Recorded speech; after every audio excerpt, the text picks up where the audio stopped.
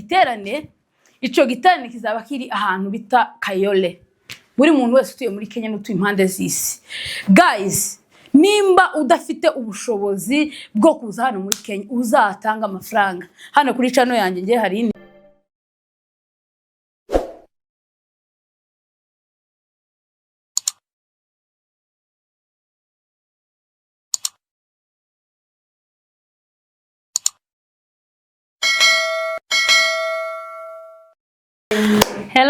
Hello guys, meze mute bantu banje, murakomeye, ngenda ndakomeye, meze neza ndashima Imana, ndabasuje mwese aho muri kumigabane itandukanye, ngo mahoro y'Imana bane namwe. Ndabasuje mwese inshuti za Kunda TV show, komeje kubishimira uburyo mukomeje kunyereka urukundo. Wowe ufunguye ino video ariko bwa mbere mbonye, amazina yanjye n'umutoni wa Gentille, nkandi umukobwa w'abagunga, nkamwishwa w'abasita, nkandi umukazana w'abongera. Ibirenze kuri ibyo byose muje duhana umugisha. Guys, rero nkomeze kubishimira mwese mukomeje kuza mukagana ino torero ryanjye, umaze kugira itorero rigari cyane, itorero rikuru. Ewana, ndabashimiye mwese. Ndagushimiye wowe wese wakandi subscribe, like, share ndetse na comment. Imana mwinshi gweze umugisha. Nushikije iyerekwa rya mugenzi wawe, nawe Imana izashigikira ibyawe. Guys, rero nkomeje kubishimira, ndashimira abajyanama banjye batuye muri Amerika, bari muri Australia, bari Canada, abari muri Kenya, bari muri Norvege, abari impande zine z'isi, abari Burundi, abari muri Kongo mu gihugu cyacu, abari mu Rwanda. Mwese aho muri, amahoro y'Imana bane namwe, mukomeje kunyereka urukundo rwinshi. Thank you so much. Mukomeje kunyereka ko munkunzi. Nukuri nawe ufunguye ino video ariko bwa mbere mbonye, ndagusanga kandi subscribe, ntitumbisha nta mutima mubi. Gusa ni worosha runo rutoki uko no ku mutima wawe, gusa uradushigikira kandi urabugize neza. Rero nongeye naje nagarutse uyu munsi n'umunsi udasanzwe, dukomeje kwishimira intsinzi ya Minembwe. Nukuri Imana yagize neza, ntabwo turabona amagambo ahagije dukoresha ngo tuvuge ibitangaza Imana yakoze. Imana yatugiriye neza, turabanyamugisha. Imana yatugiriye neza, mu minsi twari tugize turira, Imana iduhojeje amarira. Guys, ni ibyishimo n'umunezero. Uyu munsi n'ubwo sinzi ko n'ikiganiro ndibuze kugishobora kubera kuntu nkomeje kwishima. Murabizi iminsi ababyeyi bacu bari bagize barya ibiryo bizira umunyu, bizira amavuta. Guys, ni ibintu zari bibabaje, ariko kuri none turashima ko ababyeyi bari kurya amavuta, bari kunywa isukari. Mana, izina ryawe rihabwa icubahiro. Ntacu twabona twakwitura, uri umuremyi wacu, tuzahora tugushima ibihe n'ibihe. Utogushima ninde, utokurata ninde? Kimwe n'ibitangaza tugize iminsi tubona. Wangiriye neza sinabona uko nabivuga, wangiriye neza sinabona uko nabivuga.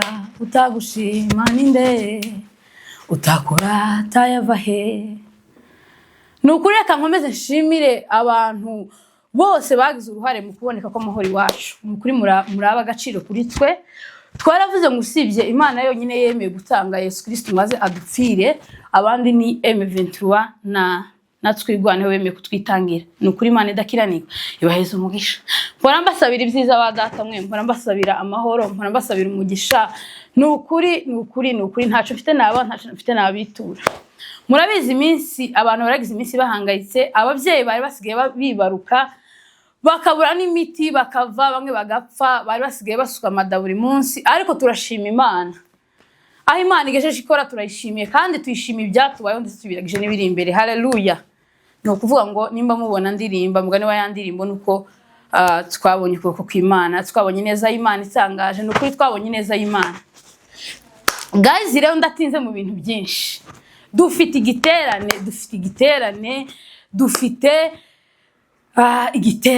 igiterane tuzajya gusengera ubwoko bwacu, n'ubundi tuzajya kwifatikanya n'abanyaminembwe. Ndabatumiye mwese aho muri, buri wese ahari ku isi yose afite ubushobozi bwo kuba yagera hano muri Kenya, turabatumiye.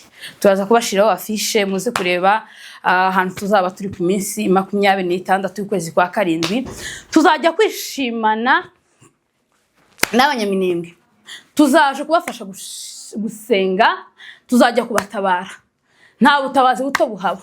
Ni ukuvuga ngo mwibuke ko abantu basenyewe imihana yabo, mwibuke ko nta mazu bagifite, mwibuke ko nta matungo bagifite, mwibuke ko abana batari kwiga amashuri, nta bikoresho ntaki. Ariko noneho tugiye gusana imitima. Guys, tugiye gusana imitima ya bene wacu mbega amahoro yakuzura isi, umwami Yesu ategetse, umwami Yesu ategetse, umwami Yesu ategetse, mbega amahoro yakuzura isi, umwami Yesu ategetse, umwami Yesu ategetse, umwami Yesu ategetse.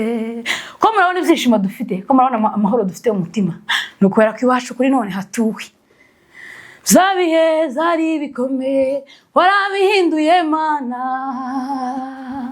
zabihe zari bikomeye warabihinduye Mana, imbere yacu hari yacunze umwijima w'icuraburindi, hirya no hino Mana we, Mana we, Mana we, Mana we. Nuko nukuvuga ngo hirya no hino twari dufite iyo twakwerekera, ariko iyo twabonye Imana nukuri, twabonye ineza y'Imana ihambaye, twabonye ineza y'Imana itangaje. Guys, dufite ico giterane kizaba ku minsi 26 y'ukwezi kwa karindwi. Tuzajya kwifatikanya n'abanyaminembwe mu buryo bw'amasengesho, mu buryo bwa action, mu buryo bwo gukora. Tuzakora, buri wese agenda azareba icyo azakora, kila mtu mchango wake unahitaji, buri wese uko afite. Muzaze dukore, twubake iwacu, dusana imitima y'abavyeyi bacu, nta kindi. Naho bari abandi bakomeza kuvuga ngo intambara zabaye tombe, nukuri ko Imana iratuzi. Nta bandi bayobozi bavuga ngo bagiye gupfukama imbere basenge, usibye abayobozi bacu. Abaperezida bacu bazapfukama, abayobozi bacu b'ivyama bazapfukama bagasenga Imana. Nukuvuga ngo ikintu cyose iyo kiri mu Imana. Haleluya, haleluya, haleluya, haleluya. Uko mumubona afite ibyishimo gutya, cyagihe umwanzi yari yatugose yaje muri Minembwe, nta muntu wazujya, nta muntu wazuryama. Ariko turashima Imana kuko kuri ubu nyine Imana yacu, mumvugire ngo Imana yeme, mumvugire ngo Imana fire, Imana yacu iracatufiteho umugambi ukomeye. Nukuvuga ngo ico giterane kizaba kiri ahantu bita Kayole. Buri muntu wese utuye muri Kenya n'utuye impande z'isi. Guys, nimba udafite ubushobozi bwo kuza hano muri Kenya, uzatanga amafaranga. Hano kuri channel yanjye ngiye hari nimero zanje, uzanyandikira uvuge ngo mama Rukunda ndifuza naje gutanga inkunga kuri uriya munsi. Zenda simfite no yatangira, ariko ndumva naje umutima wanje, ndumva naje umutima wanje unezererewe cyane, umutima wanje wo kwishima ariko ngize ico nkora. Rero mwese munyamurenge kazi, buri muntu wese utwumva ico giterane ntabwo zakirimwe abanyamurenge gusa, hazaba harimo n'abanyakenya n'abantu bose baturutse impande zose. Ni ukuvuga ngo uriya munsi uzaba ari fire. Muzaze mwitwaje amafaranga menshi, murye mubika. Kuri izinda ntizazihaga, nukuri izinda ntizazihaga. Niyo woze uvuga ngo buri munsi nukurya, nta mafunga habaye, izinda ntizohaga. None buri wese uko azashobozwa, buri wese uko azashobozwa akavuga ngo nukushobojwe, uzaza utange, umenye ngo izifaranga mpaye ntanga, izifaranga mpaye ntanga zizarihira umwana ishuri, izifaranga mpaye ntanga zizagura ibati, izifaranga mpaye ntanga zizagura ikaye, izifaranga mpaye ntanga zizagaburira umwana, izifaranga mpaye ntanga zizishura ibitaro, izifaranga mpaye ntanga zishura abaganga, izifaranga mpaye ntanga zishura abarimu b'ishuri. Ni ukuvuga ngo tugomba abanyamurenge, ubu nyine Imana yatugiriye neza, twageze amafaranga, ubu nyine dufite amafaranga, ubu nyine dufite amafaranga. Mugerageze mwese, kandi n'abantu aba diaspora muri impande zose z'isi, mugerageze muzana amaterambere iwacu, muzana amaterambere. Ni ukuvuga ngo tukomeze duteze iwacu imbere. Nimba ufite ifaranga, ni ukuri ko ndumva none umwuka wo gusirimba. Nuko nije gusoza kino kiganiro ndaza kubashiramwe agasirimba k'ibyishimo cy'Imana yakoze. Imana yatugiriye neza, tutobona uko twobivuga. Utokwishima ninde, utonezerwa ninde. Nukuri ngomeje gushimira abacyamani bacu mwese, abayobozi bose bacu aho muri. Mwiyumve kudeshapo kabisa, kudeshapo. Ndasuhuza ifiti yanje CEO, ariko Mana Rusako yaravuze ngo yaza avuga abantu ngo ni inshuti ziyo, ngo ariko ngo si inshuti yabo. CEO nawe nukuri ndagusuje, ukomeje kuzana indirimbo nziza zikomeje gukurura imitima y'abera. Gayi nuko nukuvuga ngo CEO nawe akomeje kunyeganyeza imitima, akomeje kuzana turirimbo tw'ibyishimo. Nuko uriya muntu nawe ari mu bantu Imana yagurukije muri kino gihe ngo asuze imitima y'abanyamurenge. Nimba muamubona kuri none twishimye duseka, nuko tuzisha Imana yakoze. Imana yatugiriye neza yeme, Imana yatugiriye neza. Aho muri mwese muhaguruke muvuge ngo mbega ngo amahoro yakuzise. Ariko murebe, ariko mwabantu mwe muzamuzana intambara. Aho ukumuza mubona iyo abantu bafite ibyishimo ukuntu biba bimeze. Ukumwebwe ntaguma mwamumva ukuntu bimeze. Ukumwebwe nta kintu muhaye mwumva. Nta kintu muhaye mwumva mwebwe. Kabara abantu bari mugenda kinyume natwe ba bantu butugara bakagara official. Mwebwe umunezero dufite tumamubona. Izi byishimo dufite tumamubona. Noneho ko numva gusa mvaye nuzuzwa sinzi. Uri hafi na mpezi karamoni karatasi nandike. Ariko biraza kurangira nsirinze kuko ndasirimba kabisa. No kuvuga ngo ndasirimba nkomeze zamuri Imana icuye. Sinzi gusirimba ariko uyu munsi ndasirimba kuko ibi byishimo n'umunezero. Guys, ikintu kinzanya hano hantu ruga ngo batumire kuri uriya munsi timukabure. Don't miss guys. Don't miss guys. Mwese muzaza turi kwifatikanya. Ni ku minsi 26 y'ukwezi kwa karindwi. Harabura iminsi mike cyane. Harabura iminsi itageze n'iminsi, harabura iminsi 10 I think. No kuvuga ngo uriya munsi tuzagende twese duhurire Kayore, abo bari mu bihugu bitandukanye mwifuza kuza gufatanya natwe. Nuzumva ko ari kure azaza ne mucango wiwe tuzabushana nukuri turabizegwa. Uzarebe nimero hano mu kiganiro unyandikire umbwire ngo nifuje gutanga $50, nifuje gutanga $100 kugira ngo naje nyifatikanye n'ibyishimo by'iwacu. Byibuze umwana umwe icuya kiraje kubera ibyishimo. Byibuze umwana umwe naje ku ishuri kubgawe. Byibuze umwana umwe nabona ikayi. Byibuze umukobwa umwe niyambara pade cyangwa se kotex biciye mu maboko yawe. Uzaba ubaye intwari. Kandi urugamba twese siko tuzafata amasasu ngo tugwane, ariko tuzagwanisha ibindi. Buri wese ari wo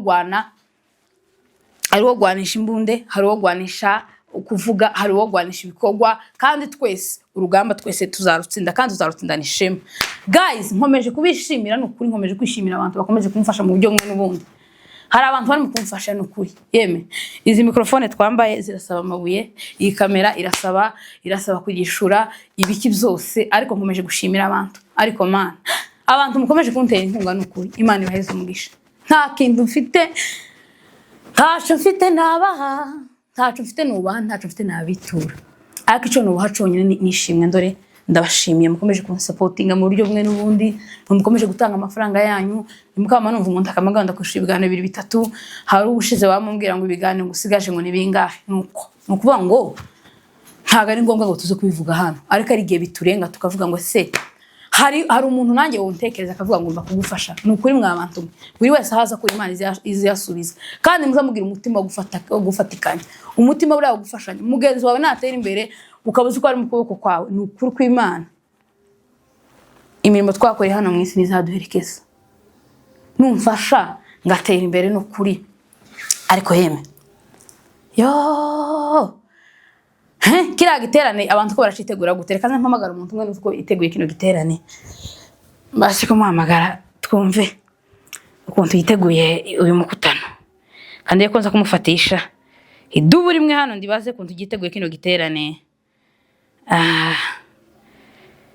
Ukuntu yiteguye kino giterane tuze kumva ukuntu ibyishimo abantu bafite. Ubwo niwe yandiri mu ndeke ndirimbe ngo nahuye na Mesiya. Abantu bafite ibyishimo kira gitaramo guys. Buri wese azazana inshuti ziwe, agature ko n'umuntu yitabagira babashe kumuvugisha amawiri matatu. Gaturebe ko aza kwitaba. Guys, sorry kabisa naringize ngo mpamagara umuntu.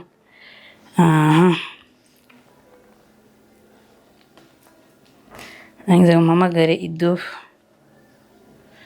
idubu rimwe hano numve ko nza kurifatisha, twumva ukuntu hapanga gahunda yo kugenda hariya. Guys, nimero yiwe simpanye ifatisha neza, ariko nibyishimo gusa. Nibyishimo gusa dufite.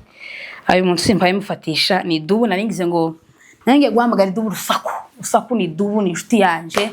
No kuvuga ngo uriya muntu n'umuntu wayikora ibintu neza. No kuvuga ngo naringiye kumuhamagara na telefone isanzwe nsanze ntaka inite mfite. Ngize ngo mushake kuri WhatsApp nsanga ntari ku murongo. Nuko ariko ni dubu rusaku, ni dubu nawe ahagaze neza muri kino gihe.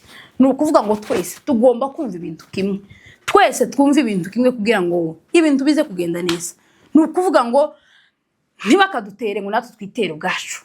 nukuri nkomeje gushimira abantu bahagaze neza bahagaze kigabo nkomeje gushimira abantu bahagaze kigabo muri bino bihe umuntu utazagara kigabo muri bino bihe twamara tugataha azumva isoni zo gutaha ariko buri wese abasha kumva ibintu kubimeze ndababaye kuntu mbuze iduha urusaku nari nkeneye ngo mbe nkumuhamagara tube nkavuga amawiri matatu kuri kiriya giterane ariko nta kindi ni ukugira ngo tubatumire muze tuzakore igiterane cyiza guys rero ndabashimiye nkomeje gushimira buri wese wakanze subscribe kuri Rukunda TV show Imana imuheze umugisha wakoze like share ndetse na comment mwese ntarabanuye ku butoni mwese Imana ibaheze umugisha ubundi umunsi wo kurya amadolari hari abantu benshi tuzaba turi kumwe tuyasangira nkomeje no kubibutsa ko natwe hano dufite ikirori muri Cam Studio dufite natwe ikirori cyiza ku minsi 28 no kuvuga ngo kuno kwezi uku kwezi nuko ibirori gusa uku kwezi ndababujije kabisa ku kwezi ni gutya gusa no kuvuga ngo tuzava gushigikira bene wacu tuze mu kirori cyacu cya Cam Studio no kuvuga ngo ico gitaramo naco nako icyo kirori kizaba kiryoshye ngo tuzarya tuzanywa tuzishima nuko kugira ngo ibintu bikomeze bigende neza komeje no gusabira umugisha ino studio yacu Cam Studio ndore avzordre riko azavuga ajya Cam Studio nukurimba kuriye kudeshapo kabisa boss Chris ndetse nabo mukorana mwese Imana ibaheze umugisha muzamudufasha mu buryo mwe n'ubundi ntobasha kuvuga Cam Studio kabisa n'abavyeyi n'imfura nukuvuga ngo bazadufasha mu buryo bwose bazadufasha mu buryo bw'amashusho bazadufasha mu buryo bushoboka Cam Studio kabisa icyo mbasabiye nukuzatera imbere ndabasabira kuzagira imirimo yagutse